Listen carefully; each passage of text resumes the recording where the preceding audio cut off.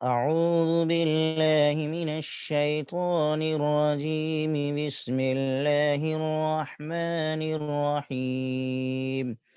يا أيها الذين آمنوا كونوا قوامين لله شهداء بالقسط ولا يجرمنكم شنآن قوم على ألا تعدلوا اعدلوا هو أقرب للتقوى واتقوا الله إن الله خبير بما تعملون. صدق الله العظيم. رب اشرح لي صدري ويسر لي أمري واحلل عقدة من لساني يفقه قولي. رب زدني علما، رب زدني علما، رب زدني علما. اللهم صل على سيدنا ومولانا محمد وعلى آل محمد وبارك وسلم.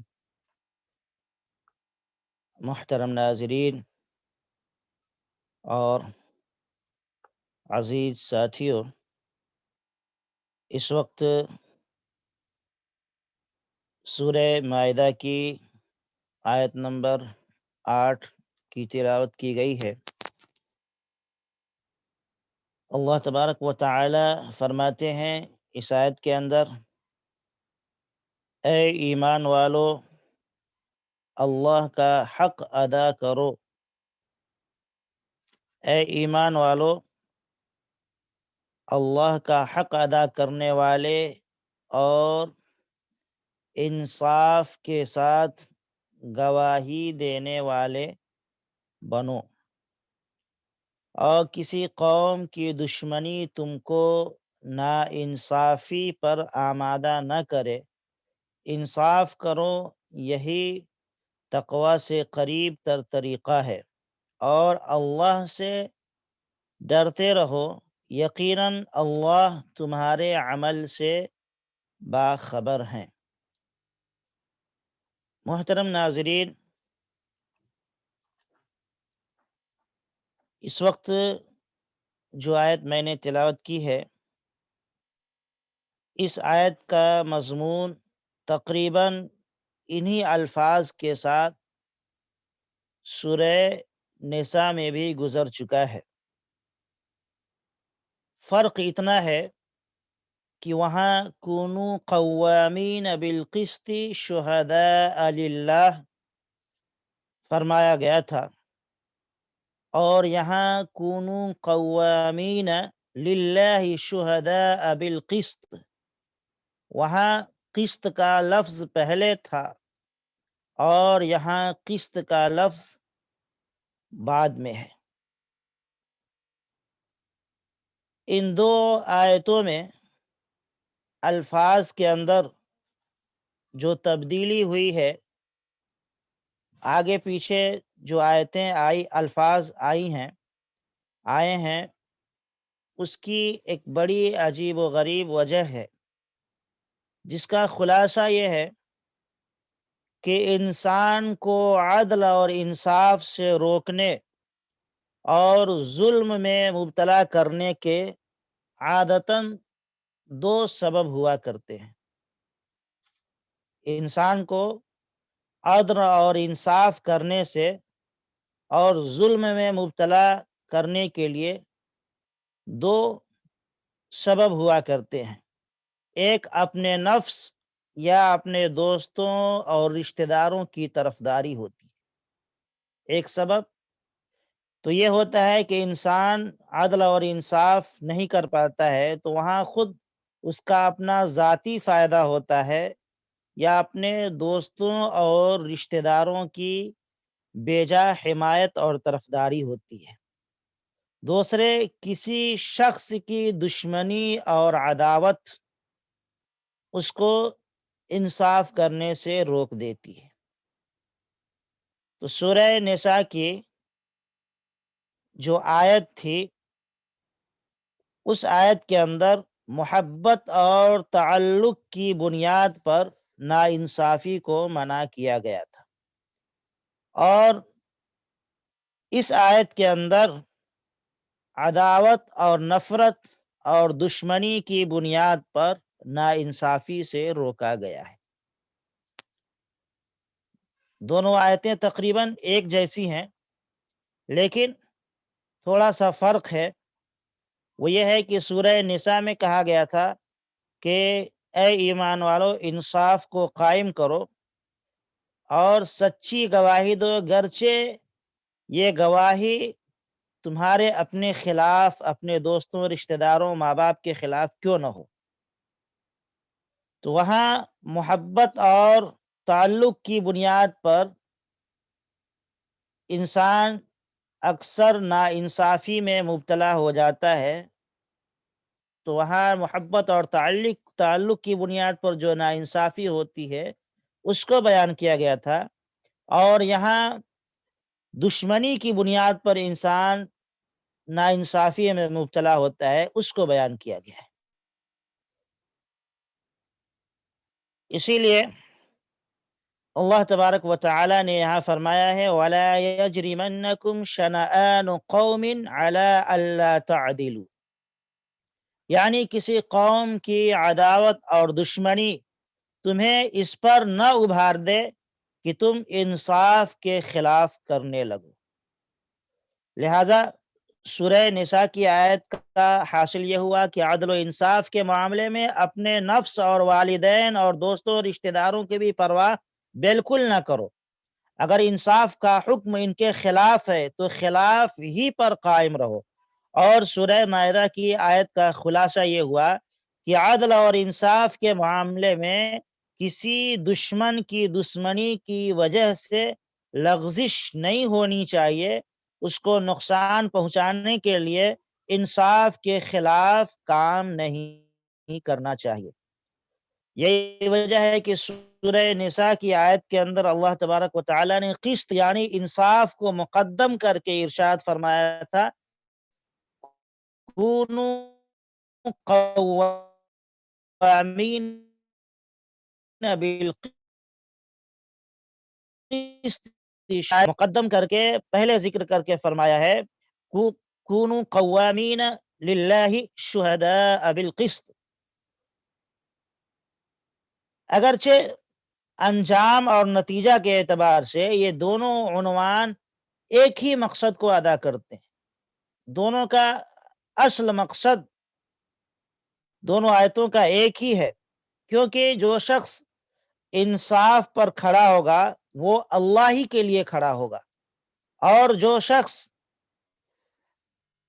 اللہ ہی کے لیے کھڑا ہوا ہے وہ ضرور انصاف کرے گا۔ اسی لیے اللہ تبارک و تعالی نے پہلے اے ایمان والوں کہا، یا ایھا الذین آمنوا، اے ایمان والو،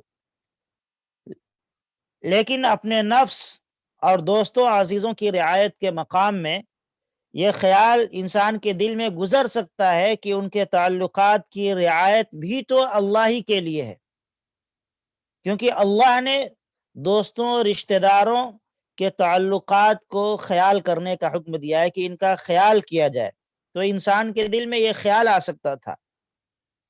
اسی لیے اللہ نے لفظ قسط کو پہلے ذکر کر کے اس کی ہدایت کر دی کہ وہ رعایت اللہ کے لیے نہیں ہو سکتی جو عدل اور انصاف کے خلاف ہو، وہ رعایت اللہ کے لیے نہیں ہو سکتی جو رعایت عدل اور انصاف کے خلاف ہو۔ لہٰذا ہر ایک کی رعایت کرنا ہے، دوست کی دوستی کی رعایت کرنی ہے، اور رشتہ داروں کی رشتہ داری کی رعایت ضروری ہے، لیکن وہیں تک ضروری ہے جہاں عدل اور انصاف سے ٹکراتا نہ ہو۔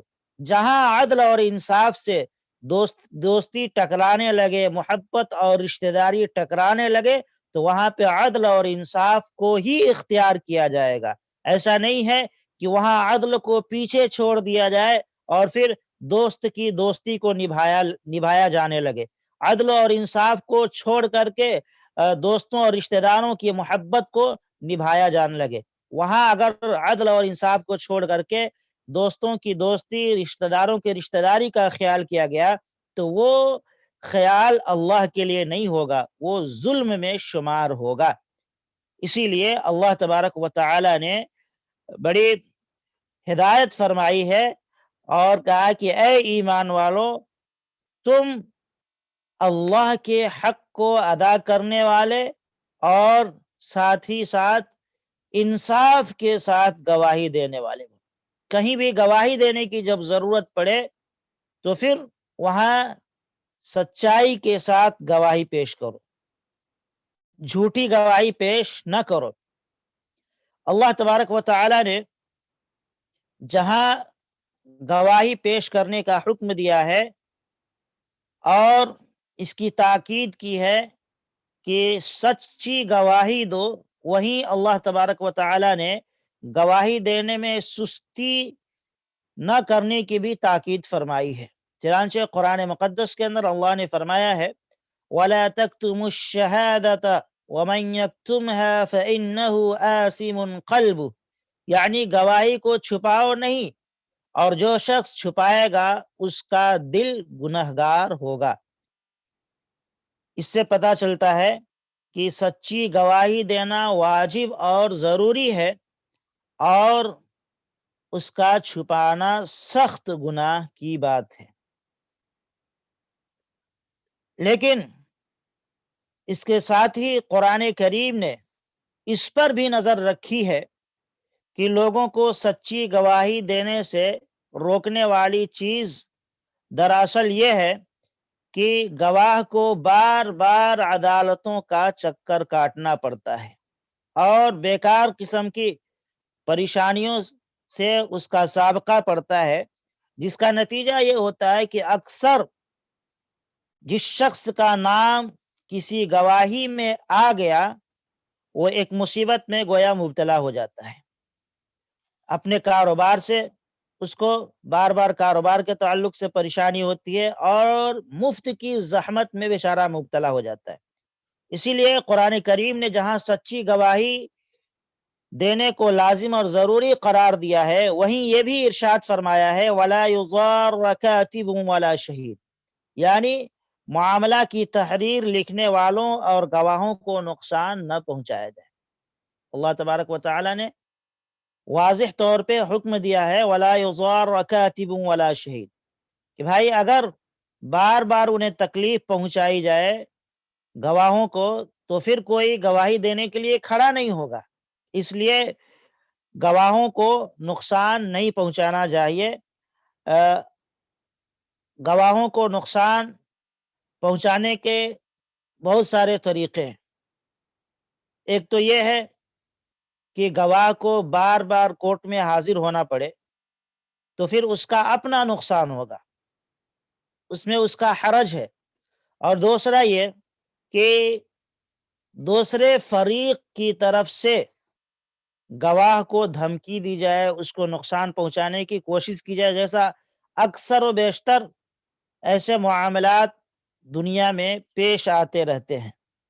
بعض دفعہ گواہ کو مار دیا جاتا ہے، بعض دفعہ اس کی پوری فیملی کو دھمکی دی جاتی ہے اور گواہی سے بار بار اس کو مکرنے کے لیے کہا جاتا ہے، انکار کرنے کے لیے کہا جاتا ہے۔ تو یہ تمام چیزیں ایسی ہیں جس سے ایک انصاف پسند آدمی، شریف انسان گواہی دینے میں جھجک محسوس کرتا ہے، اور وہ یہ سوچتا ہے بھائی ہم خواہ مخواہ مصیبت اپنے سر کیوں لے لیں۔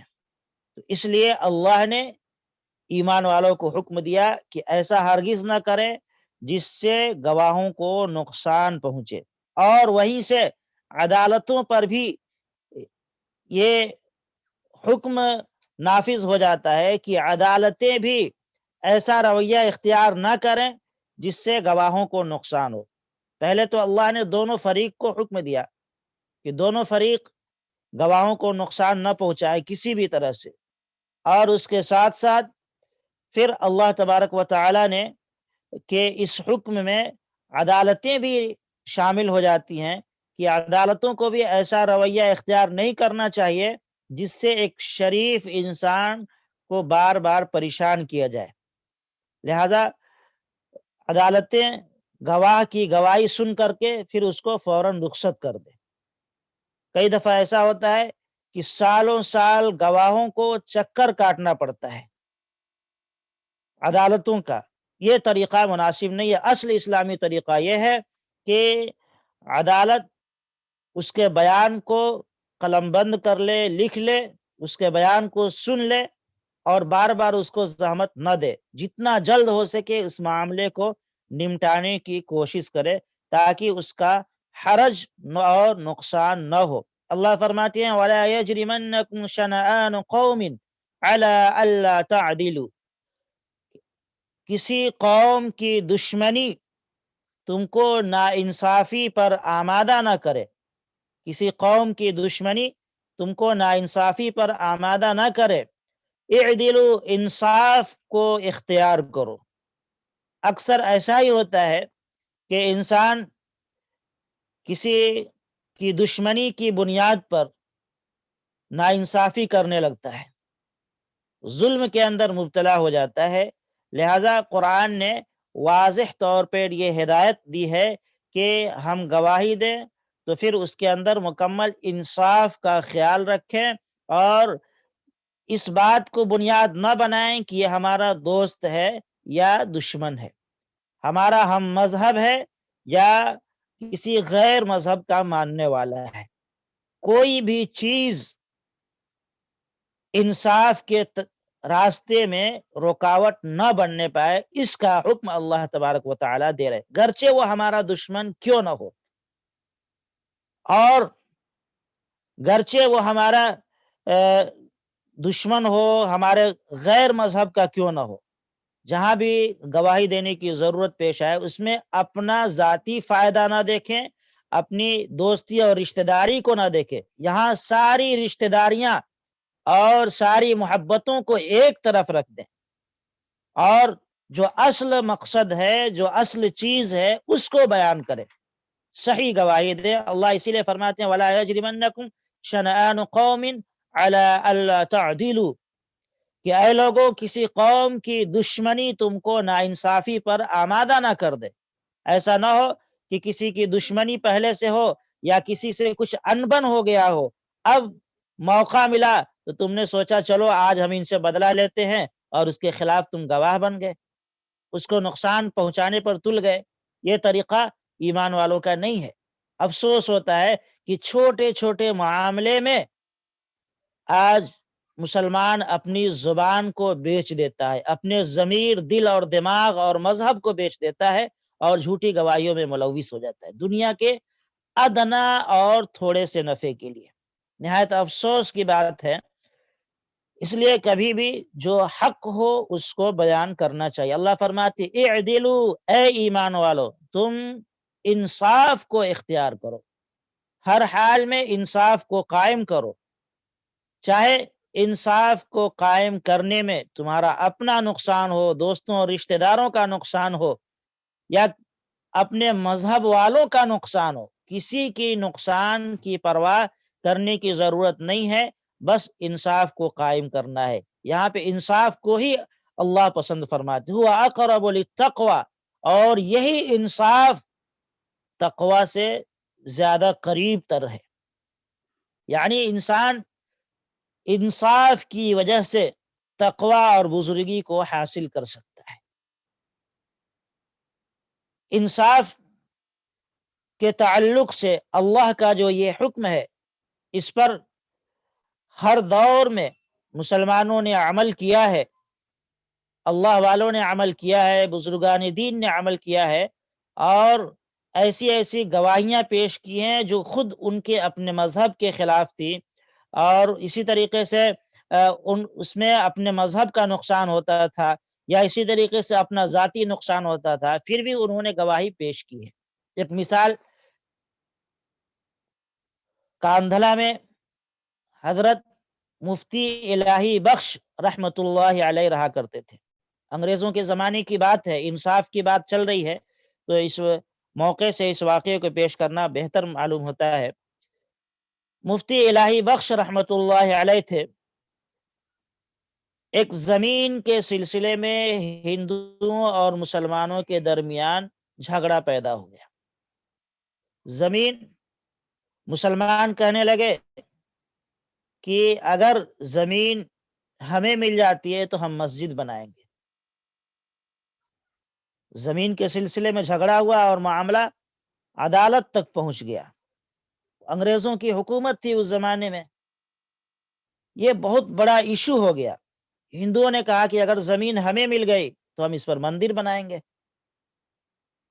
کورٹ میں گیا، جج جو تھا انگریز تھا، بڑا پریشان ہوا کہ اس معاملے کو کیسے حل کیا جائے۔ اگر مسلمانوں کو دیتے ہیں تو پھر ہندوؤں کی طرف سے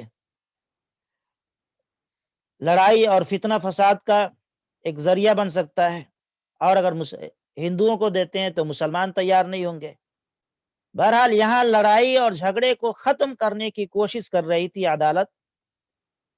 جج کو سمجھ میں نہیں آ رہا تھا کہ اس معاملے کو کیسے حل کیا جائے۔ گواہ بھی صحیح طور پہ نہیں مل پا رہے تھے۔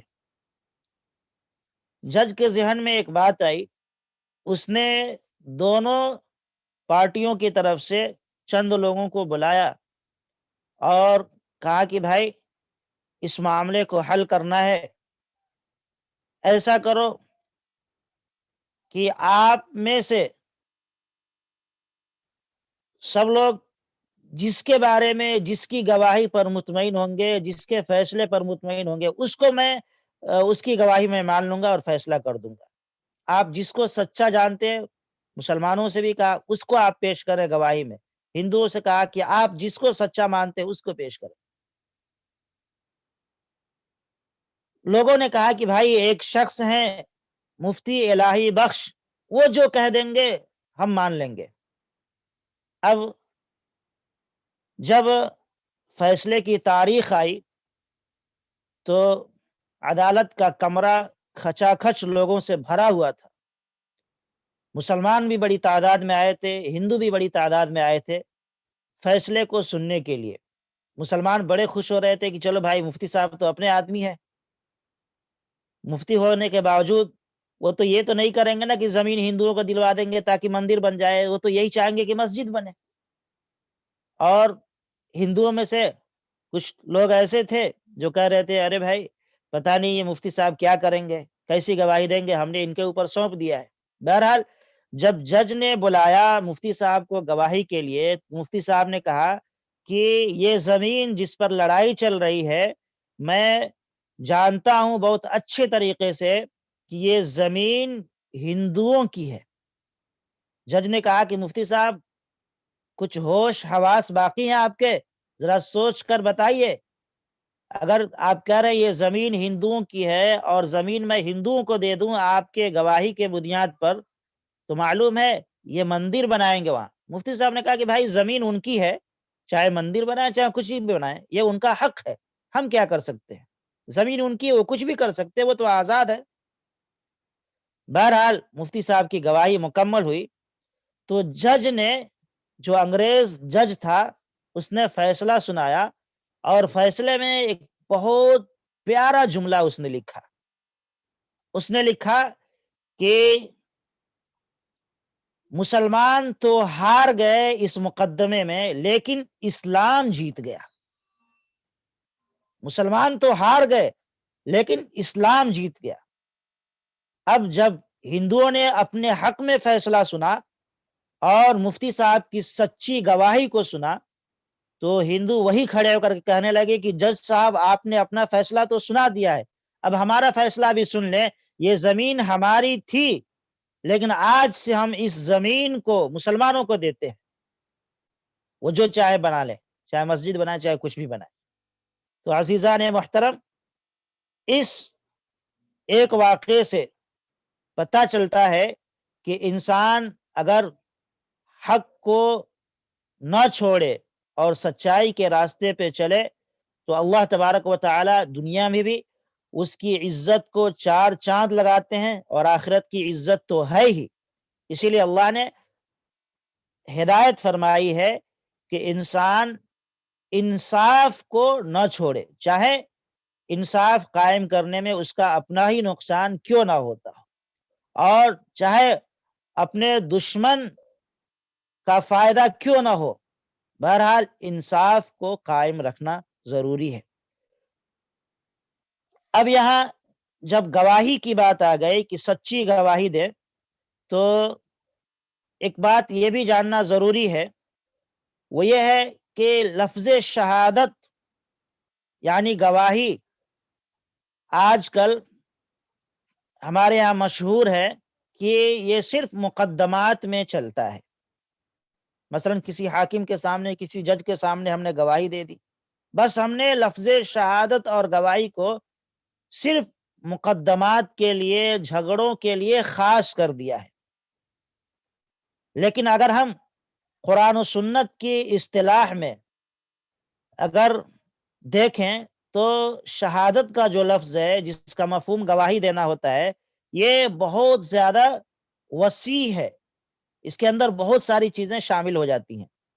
مثلا کسی بیمار کو میڈیکل سرٹیفکیٹ دے دینا کہ یہ ڈیوٹی کے قابل نہیں ہے، یہ کام نہیں کر سکتا، یہ بھی ایک طریقے کی شہادت ہے۔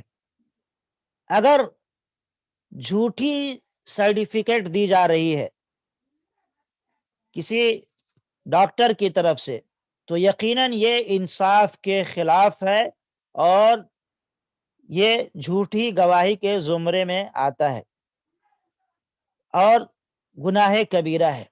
اسی طریقے سے ایگزام کے اندر، امتحانات میں طلباء کے کاپیوں پر جو نمبر لگائے جاتے ہیں، جو کاپیاں چیک کی جاتی ہیں ایگزامز کے اندر اور ان پر جو نمبرات دیے جاتے ہیں، وہ بھی ایک طرح کی گواہی ہے۔ اور اگر جان بوجھ کر یا لاپرواہی سے، غفلت اور سستی کی وجہ سے نمبروں میں کمی بیشی کر دی جاتی ہے، جس کو جتنا نمبر ملنا چاہیے تھا اس سے اس کا نمبر گھٹا دیا جاتا ہے یا بڑھا دیا جاتا ہے، تو یہ بھی جھوٹی شہادت ہے، جھوٹی گواہی ہے۔ جو کاپی چیک کرتے ہیں انہیں اس کے اندر مکمل احتیاط کر کے نمبر دینا چاہیے، یہ طالب علم، یہ اسٹوڈنٹ کتنے نمبر کے لائق ہے، یہ سوچ سمجھ کر کے دینا چاہیے۔